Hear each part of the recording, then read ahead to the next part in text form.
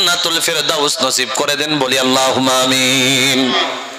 আল্লাহ অনেক ভাই আল্লাহ মজমুআয় দান করে দিল, আল্লাহ রাব্বুল আলামিন অনেক বড় মুসিবত, আপদ, বিপদ, বালা, মুসিবত, শয়তানি ওয়াসওয়াসা, মানুষের দুশমনি থেকে আপনি হেফাজত করেন, বলি আমিন। আল্লাহ অনেক ভাই বিমারি অবস্থা, মাওলা আল্লাহ বিমার গুলা শিফা দিয়া দেন। আল্লাহ রাব্বুল আলামিন সন্তানগুলোকে উক্ত শিক্ষিত বানায়া দেন। আল্লাহ যত ধরনের অভাব অনাটন রয়েছে আপনি দূর করে দেন, করজগুলা মারার তৌফিক দান করে দেন। এই টাকাগুলা রাব্বুল আলামিন আপনার মসজিদে দেওয়ার কারণে আল্লাহ ভবিষ্যতের মধ্যে আপনি অর্থ সম্পদ ওয়ালা আপনি বানায়া দেন, বলি আল্লাহুম্মা আমিন। তাহলে এই যে 5 নাম্বার কথা চলে গেল, আনা ফা'বুদুনি, আমি আল্লাহর ইবাদত করো। 4 মিনিটে 4টা, এর থেকে বেশি দেরি লাগবে না। তারপরে 6 নাম্বার হলো আতিমিস সালাতা লিযিকরি, নামাজের মাধ্যমে আমি আল্লাহকে ডাকো। রাজি আছেন নি? 1 নাম্বার আল্লাহকে ভয় করব, মনে আছে তো আপনারা? 2 নাম্বার সত্যবাদী হব, সত্যর সাথে চলবো। 3 নাম্বার হলো আল্লাহ একজন আছে যিনি আল্লাহ সমস্ত কিছু বানাইলো। 4 নাম্বার আল্লাহকে ছাড়া অন্য কোনো মাবুদ নাই। 5 নাম্বার হলো আমরা আল্লাহর ইবাদত করব। কথা বুঝতেছেন তো? তো 6 নাম্বার হলো ওয়াকিমিস সালাতা লিযিকরি, নামাজের মাধ্যমে আল্লাহকে ইয়াদ করব। 7 নাম্বার ইন্না সাআতা আতিয়াতুন, কিয়ামত আসতেছে। 7 নাম্বার কি? কিয়ামত আসতেছে। এটা বিশ্বাস হয় আপনার? আপনি যে এখানে মারা যাবেন, ওয়ানফিখা ফিস সূর, সূরের মধ্যে ফুঁক দিবে, দেওয়ার সাথে সাথে আপনি কবর থেকে উঠতে আরম্ভ করবেন। আল্লাহ বলে উঠবে যে বান্দা কিয়ামতের ময়দানে কেমনে যাবে? ওয়া ফুতিহাতিস সামা, আমি আসমানকে খুলে দিব। ও ফাকানাত আবওয়াবা, আমি আসমানের মধ্যে অনেকগুলা দরওয়াজা বানাবো।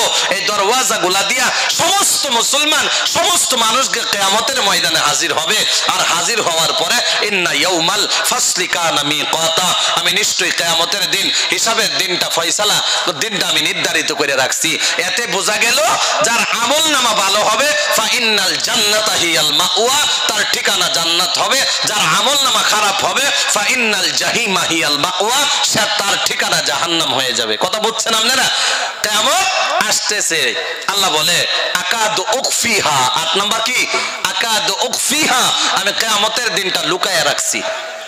9 নাম্বার হলো লিতুজজা কুল্লু নাফসিম বিমা তাসআ, আর যত ভালো কাজ করলেন, খারাপ কাজ করলেন, এর বদলা আমি ওই দিনেই দেখব, ওই দিনেই বের হয়ে যাবে, ওই দিনে ওই দিনে জাহির হয়ে যাবে।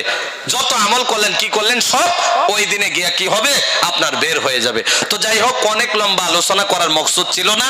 আপনারা যেহেতু বসছেন ইরাদা পাক্কা নিয়া, আমি 5টা কথা কিছু একটা মতলবান বুঝাইলাম, আর 4টা কথা আমি একেবারে শর্ট করে বুঝাই দিলাম, যেহেতু আপনারা মনোযোগ থাকতে দোয়া হয়ে যাক, নাকি কোন আপনারা? যদি আল্লাহ তৌফিক দেয় কোনোদিন এদিকে আসতে পারি, আল্লাহ যদি ওই তৌফিক দেয়, তাহলে ইনশাআল্লাহ মওজুর উপরে আলোচনা হবে। আপনারা যে মওজু দিবেন ওই মওজুর উপরে আলোচনা হবে। আর বিশেষ একটা কথা শুনেন, মক্তব নিয়ে কিছু কথা তারা বলতে বলেছিল। যেহেতু সময়ের অভাব, মক্তবের দিকে একটু গুরুত্ব দেন, দোয়া হয়ে যাবে। না 1 মিনিট কইলে খারাপ পাবেন নাকি? মক্তবের দিকে একটু গুরুত্ব দেন। এখন আমি যে 25,000 টাকা দরমা দেই আমরা মসজিদে, আমি মসজিদের প্রেসিডেন্ট, তো আমি যে 25,000 টাকা দরমা দেই, এটা দেওয়ারও রাস্তা আছে না নাই? আপনি যে দায়িত্ব আসছেন, আপনি রাস্তা বাইর করেন, এরপরে আপনি দেন, দিতে পারবেন, কোনো অসুবিধা নাই। আপনি নিজে ছোট হইলে তো ইমাম সাহেব ছোট বানায় লাইলেন। আমি একজন ইমাম সাহেব রাখলাম, মুয়াজ্জিন রাখলাম, গাঁয়ের একদম নিজ গাঁয়ের সন্তান, একজনের দিতেছি 11, একজনের দিতেছি 11। 3 মাস হইলো আমি প্রেসিডেন্ট হইলাম। 11 কয় হাজার হইলো? 22,000। 22-এর পরে 2 জনে সুবাহি পড়াবে, সন্তানগুলা উক্ত শিক্ষা পাবে না। এই জন্য একদম মসজিদের লগে একজন মাওলানা মুফতি তিনি থাকে, তো তিনাকে আবার সুবাহিতে নিযুক্ত করলাম। 3,000 টাকা তারে দিলাম, বললাম আপনি এটা ফ্রি ধরেন করতেছেন। তো খিদমত হিসাবে তিনি বললো কোনো অসুবিধা নাই, পয়সা না দিলেও আমি করব। তাহলে 3 জন করলাম, মোটামুটি 25,000। জোরে কোন কয় হাজার? 25,000। যদি 4 মাস চলে যায় তাহলে 1 লাখ হয়। 2 মাস গেলে 8 মাস গেলে 2 লাখ হয়। 12 মাসে 3 লাখ টাকা। তো এখন বলবেন 3 লাখ কি দিয়ে আসে? কিছু পরামর্শ দিতাম নি আপনারা। যেহেতু ইমাম সাহেবরা লাভ হওয়ার দরকার আছে না? আপনারা নিজ এলাকার সন্তান, আপনারা যদি ইজ্জত না দেন, তারে যদি বড় না বানায় রাখেন, আরেকজনে কেমনে মাদ্রাসা পড়াবে? কিছু দেখাও তো হয়, ঠিক না? আচ্ছা যাই হোক, কেমনে করবেন আপনারা? কমপক্ষে এমন ইরাদা করবেন। আমি দেখেন একটা কাজ করছি, গাঁয়ের মধ্যে ছেলে 150 জন ছেলে এক লগে ডাকছি, কমিটিতে আসার পরে, না খারাপ পাইতেছেন আপনারা? কমিটিতে আসার পরে 150 জন ছেলেরে এক লগে ডাকছি, সবাই সারা দিছে। দেওয়ার পরে কইলাম যে 150 জন ছাত্র তোমরা যে আসো, একটা গ্রুপ বানাও, আমি মোবাইল টিপতে পারি না, ডিজিটাল জামানা না জোরে কোন। একটা গ্রুপ বানানো হইলো, 150 জন ছেলেগুলারে এক লগে অ্যাড করা হলো। আর কেউ কথা বলবে না গ্রুপে, খালি আমি একলা কইয়াম, কেউ কথা বলতে পারবে না। তো আমি কিছুদিন পরে পরে, একদিন পরে পরে বা একদিনে একটা কথা কই, যে কোনো ভয়েস করি, করার পরে এই 150 জন ছেলে আলহামদুলিল্লাহ মানে। কথা বুঝতেছেন? আমি কইলাম যে তোমারে যদি একদিনে কই 1000 টাকা দেলাও পারতা না, এটা আমিও জানি। 10,000 টাকা যদি চাইলাই, এটাও পারতা না। তো আমরা 200 ঘর সমাজ আছে, আমরা 1500 টাকা করে লইলাম।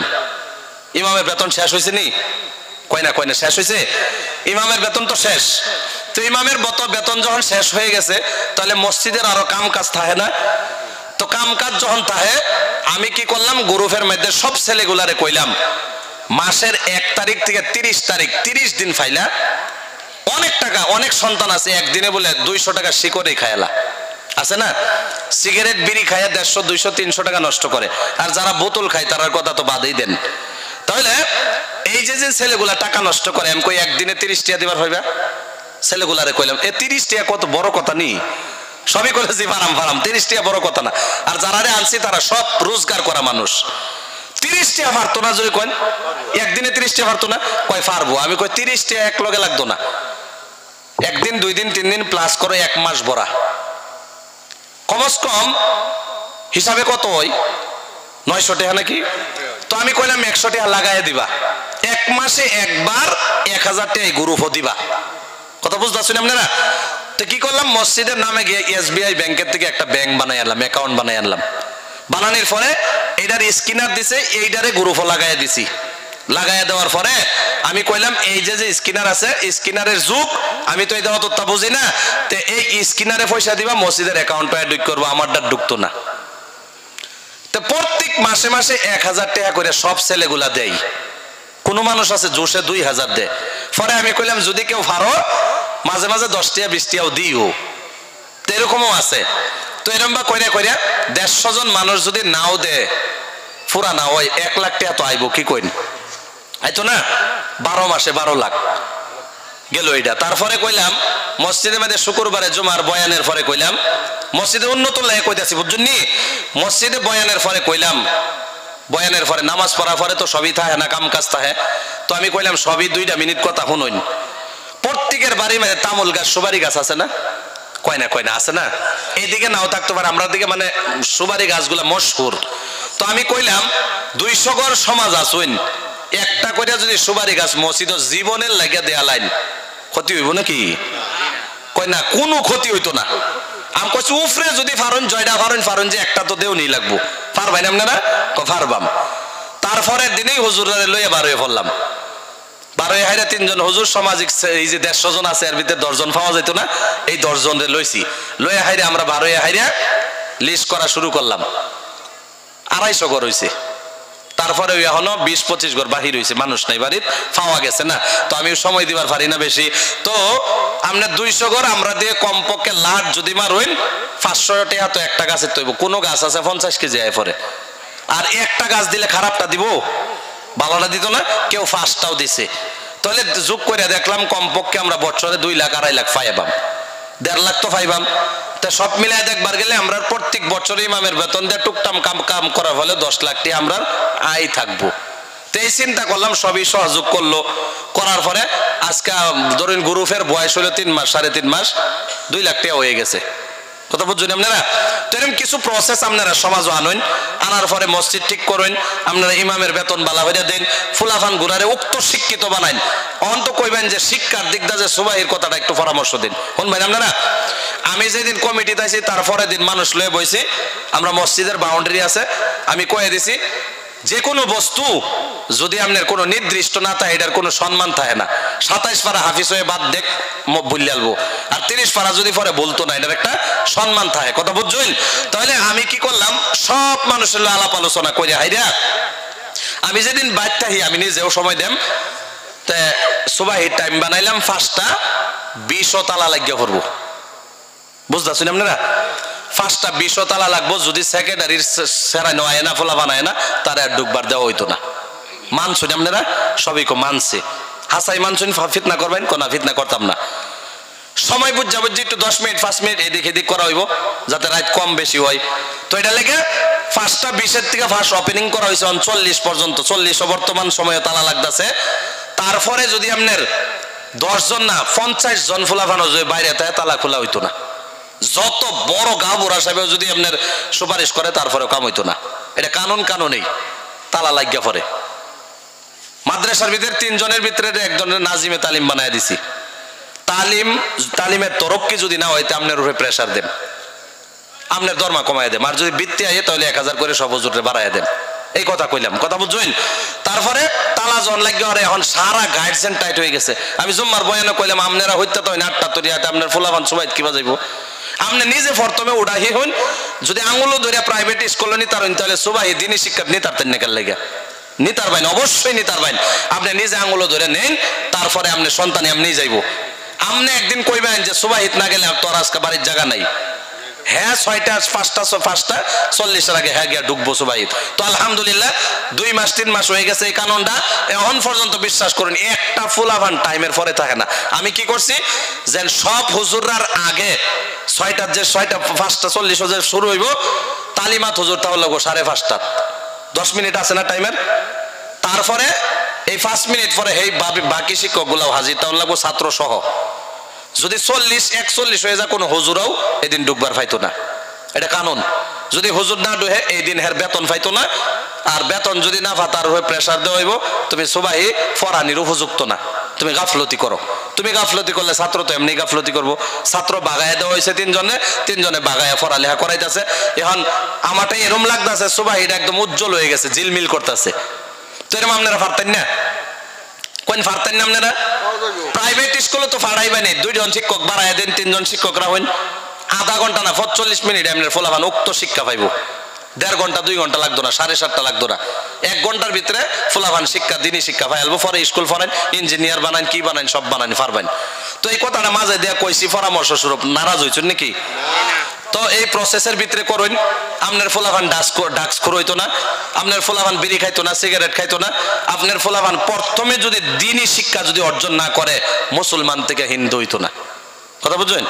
অনেক হোনা জমা নিউজ মুসলমান থেকে হিন্দু হয়ে গেছে, কারণ সুবাহের শিক্ষা পাইছে না। সুবাহের শিক্ষা যদি পাইছে না তাহলে হ্যাঁ দিনের বিষয়ে কোনো কিছু বুঝবার পাইছে না। তো এটা লেগে ইনশাআল্লাহ যারা জানেন বইছেন, আমি আপনারা বইছেন, আমি খুব খুশি হয়েছি। আল্লাহ তাবারক ওয়া তাআলা যারা বইছি, আল্লাহ রাব্বুল আলামিন আজকের এই বৈঠকটা নাজাতের ওয়াসিলা বানায় লাগ বলি আল্লাহুম্মা আমিন। এখন ইনশাআল্লাহ সময় আরো কিছু দিতে লাগছিল আপনারা, তো যেহেতু সময় নষ্ট করে দরকার নাই, তো হুজুরে এখানে আছে কিছু কথা কইলাম। তো আসলে প্রোগ্রামের শেষের দিক দিয়া উসুল হইল সভাপতি হুজুর জেলা তাহে কিছু একটা কথা যদি কয় এরপরে দোয়া হয়ে যা। তখন যদি হুজুর কিছু কইব না হয়তো দোয়া হয়ে যাবে ইনশাআল্লাহ। জি, তো হুজুরে দোয়া করে লাগ নাকি? মুরব্বী মানুষ, আমরা সম্মানীয় মানুষ, আমরা তো মনের থেকে শ্রদ্ধা করি হুজুরের। আপনারা জানি কিরম করুন জানি না, আসামের কোন জায়গা হুজুরের নাম জানে না এরম নাই। এটা সামনে কইলে তারিফ হয় না, কথা বুঝুন না। তারপরেও কয়ে লাইলাম আর কি জিব্বা, বুঝুন না।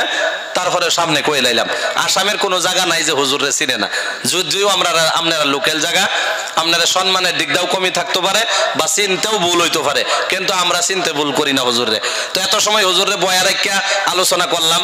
তো আলহামদুলিল্লাহ হুজুরে বিয়াদবি মাফ করতো, আপনারা মাফ করবেন।